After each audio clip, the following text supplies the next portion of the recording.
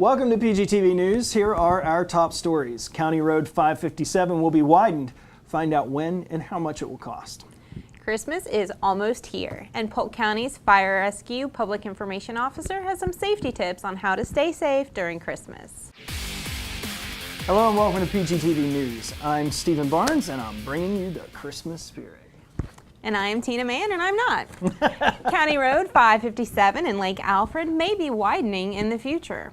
Polk County Commissioners voted 7-0 to approve a $1 million engineering study to determine if it is feasible to widen County Road 557 between I-4 and Lake Alfred. If the project seems feasible, then County Road 557 will be widened from 2 lanes to 4 lanes. The projected cost of the project is about $82 million. County Manager Jim Freeman said the project is far from being fully funded and is unclear on how long it will take to widen the road. Well, that seems to be something that's going on all around the county, as we're seeing a lot more traffic as the county continues to grow. So. And they're working really hard to address growth and population, and I know that area, if you've ever driven down 557, it can be a little scary. Absolutely, so. Yep. Well, in Lakeland, the city commissioners have approved a bid from a Denver-based company who will create a business plan for the city's new fiber optic utility. The bid, which is about $140,000, was approved by a vote of 6-0. The current fiber network in Lakeland only serves local government facilities and organizations with multiple locations in Lakeland. The new fiber network will be able to serve the entire community. Commissioner Justin Troller said this project will not happen overnight, but once it's available to residents of Lakeland, they will have better access to the internet at a lower price. You know, this is something they've been talking about for a long time. It really is, and I'm hoping that if Lakeland sets that precedent, the other, smaller municipalities will follow suit. I think that's the idea. You know, they've got the broadband Polk has been an initiative that's been around for a while, and that's really the push, is to install fiber optic every time new roads are being built, and the step that Lakeland is taking to expand their fiber optic network is kind of like the first step here. So we're seeing progress. It's good. Awesome. Also in Lakeland, City Commissioner Stephanie Madden has called for the Florida Polytechnic area to be protected from non-tech development. There is currently a proposal to build a group of 3 warehouses near Florida Poly. The warehouses will be on about a 100-acre site, with the largest warehouse being about 860,000 square feet. In Auburndale, city leaders have already expressed their concerns about the proposal because they are worried about giving up the gateway between Florida Poly and the city. We spoke with Commissioner Madden, who expressed what she would like to see developed near Florida Poly. When you go right on Pace Road, or if you go left, it's University Boulevard. That really is your gateway into Florida Poly. And if I am going to have a live, work, play area for our professors and our new tech companies and research companies that we want to attract to the research park, they're going to need a lakeside village type area where they can have restaurants, they can have Target, they can have a hotel for overnight guests who are coming to speak or to go to these companies. So it's much more than just thinking how we can accommodate the 2,000 to 4,000 students that will be at Poly, or even how we could accommodate a business park, which is what that land use denotes as business park. It's a little bit different even from a business park in that it's a live, work, play research area, much like the Centennial campus in North Carolina. Well, you know, that whole area over there, I mean, even Florida Poly itself has grown a lot. I mean, it's over doubled its enrollment in just the last 4 years. So. Right, and any business is going to increase the desirability of that area, and maybe even if they build these warehouses, maybe the Florida Polytech students will find some way to. Well, and that's usually how development goes. You know, you build one thing and then it becomes more attractive for others. It becomes a location rather than just available space. Exactly. Well, Christmas is almost here. Don't know if you could tell. And around this time, people traditionally give citrus gifts to families and friends. After Hurricane Irma, the citrus industry took a big hit. And fast forward to this current Christmas season, and Christmas gift sales are doing better than anticipated. The owner of Ridge Island Groves in Haines City said that this is a hectic time because customers want their fruit by Christmas. Pete Spike, owner of Orange Shop, said, although Hurricane Irma cut into supplies last season, gift fruit shippers were able to fill all the orders they received. That's pretty awesome. I don't think I've ever gotten citrus as a gift, but I know people who have. It's pretty cool because they even have gifts where you can spread it out throughout the year, and so it's like a subscription, and so then they'll continue to ship fresh Yes. fruit throughout the year, and that's a really great way to go because you're not, there's not that big rush on specific fruits throughout the Right. year, so you get a pretty And good that selection. is one of the main reasons that the Florida citrus industry started growing, is because they started out shipping out, citrus to other places that can't grow it. Absolutely. The City Council of Frostproof is seeking a $700,000 community development block grant in order to finish a new water plant near US 27. The new plant will improve water quality to existing customers and add another 300 to 500 customers. Currently, the estimated cost of the project is $750,000. Frostproof City Manager anticipates the cost will come down once the construction bids come in. Construction will take about 1 year, with the anticipated time of completion being fall of 2020. Well, Tina, it's said that if you don't like the weather in Florida, wait 20 minutes. Valid. And at this time of year, that probably means that you're going to deal with some cold weather here during the winter. And for those cold snaps, you might have a space heater. And the question is, do you keep it in a safe place? Several Polk County residents have actually lost their homes to space heater fires.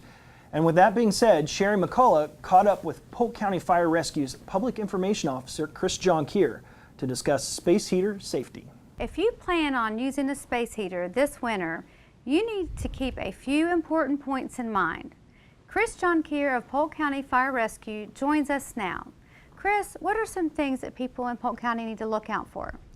Well, the first one is a pretty general one, and that's to make sure you have smoke alarms installed on every floor of your home. Outside all sleeping areas, and make sure you test them once a month because you don't want the batteries to run out and them not to work. So tell us, how do we inspect heaters to make sure they're safe? So you want to inspect them for cracks or broken plugs, loose connections, and you want to do this before each use. If the wire is frayed, worn, or damaged, you don't want to use it. You want to go get a new one. What about leaving our heaters unattended? You definitely don't want to do that. You don't want to leave them unattended, and you want to make sure when you leave a room, you turn them off. If you're going to sleep, or you don't want to, you want to make sure that you can keep an eye on it at every point in time. Also, you want to keep kids and pets away from it. Oh, certainly. Well, space heaters are meant to provide what, supplemental heat only? Yeah, Tell you us about definitely don't want to be using a space heater to warm a blanket or cook your food on. It's just meant to provide heat in the general area. And again, like I said, you want to make sure it's clear of everything. And tell us, what about the placement of heaters? Where should we place those heaters in our homes? Well, you want to keep them at least 3 feet away from anything that could possibly be flammable or burn, including papers, rugs, any kind of wood furniture, that kind of stuff. So you want to kind of keep them away from high traffic areas? Yeah, in your home? definitely. You don't want to put a space heater in the middle of a hallway where people are going to be moving back and forth. Not only do they have a risk of bumping into it and burning themselves, but it also run the risk of bumping that heater into the wall where it could catch fire. Certainly. So why is it important to plug the heater directly into the wall and not into a power strip? Well, sometimes you can overload a power strip and then it becomes a fire hazard. And you want to make sure it's in a dedicated plug for itself because it draws a lot of energy. So Chris, where would you recommend placing these space heaters? So you definitely want to place your space heater on a flat, level surface, and never place the heater near cabinets, tables, furniture, or carpet. Anything can overturn it and lead to fire. Finally, when you're done using it, you want to unplug it, let it cool down completely before storing it. Well, Chris, thanks for these tips today, and stay safe, Polk County. The Polk County Clerk of Courts is warning residents about scams, telling them they have to pay a fee for missing jury duty. Clerk of Courts Stacy Butterfield said scammers typically impersonate county clerk employees or other government officials and demand payment and personal information, while stating the missing juror could face jail time if the fee requested is not paid. Ms. Butterfield wants to remind residents that all jury summons are sent through the mail, not email or telephone. Also remember that the clerk's office will never ask for payment if a resident misses jury duty.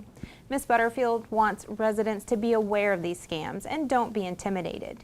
If you have questions or believe you may have jury duty, please call 863-534-4568 or 863-534-4569.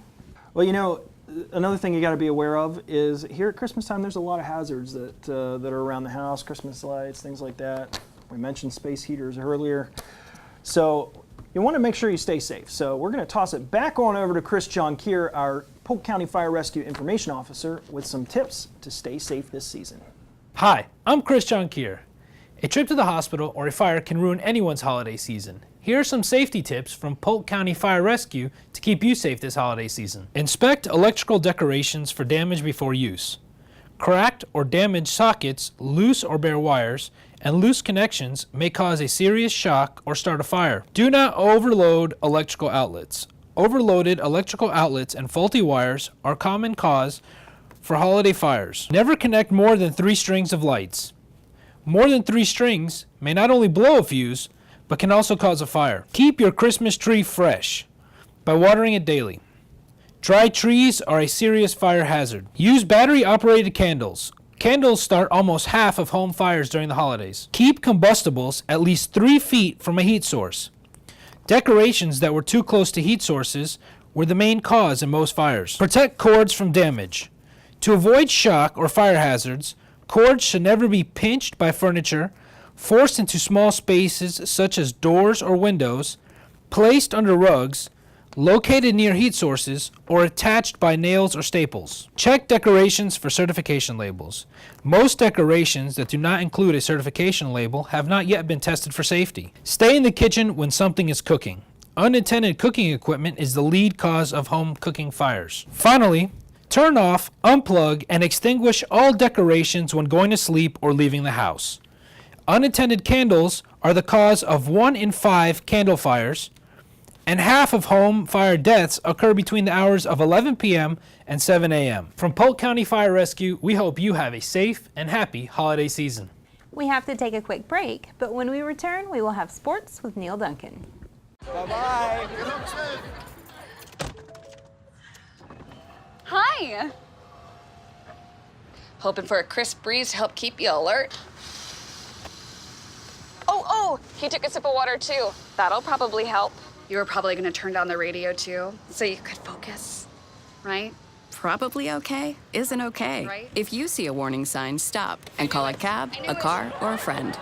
I think the water line is what really drove it home. I blew on him. Hey, welcome back to PGTV News, and it's now time for sports with Neil Duncan. Take it away, Neil. Thanks, guys. I want to remind everyone to check the PGTV listings for weekly airings of Sports Central. When you tune in, you'll see a full hour of featured guests, athlete spotlights, and so much more. You can also tune into the radio version of Sports Central on Talk 96.7 or Talk 1430 WLKF every Tuesday morning from 7 to 8 a.m. and every Thursday from 5 to 6 p.m. Now let's get to your Polk County sports news. Well, the Detroit Tigers will be returning to Lakeland for their 83rd spring training, and of course that's at Publix Field at Joe Cromarson Stadium. Individual game tickets go on sale Saturday, January 12th at the box office, online, or over the phone. On February 22nd, an exhibition game against Southeastern University Fire, kicking off their spring training regular schedule against the Philadelphia Phillies on February 24th at home at 1:05 p.m. Hey, don't forget the Lakeland Magic and the Florida Tropics have both started their 2018-2019 campaigns at the RP Funding Center. Go to rpfundingcenter.com for schedules and ticket options. The Florida Tropics' next home game will be on Saturday, December 22nd at 7:05 p.m., of course there at the RP Funding Center, and the Lakeland Magic won't return home until Sunday, January 6th for Hunt the Herd. That's right, wear your best camouflage and watch the Lakeland Magic take on the Wisconsin Herd. As always, go to visitcentralflorida.org for more information on events going on in Polk County. Back to you guys. Thank you for the sports report, Neil, and thank you, ladies and gentlemen, for tuning in. We hope you have a wonderful Christmas and a Happy New Year. We'll see you in the new year. Feliz Navidad.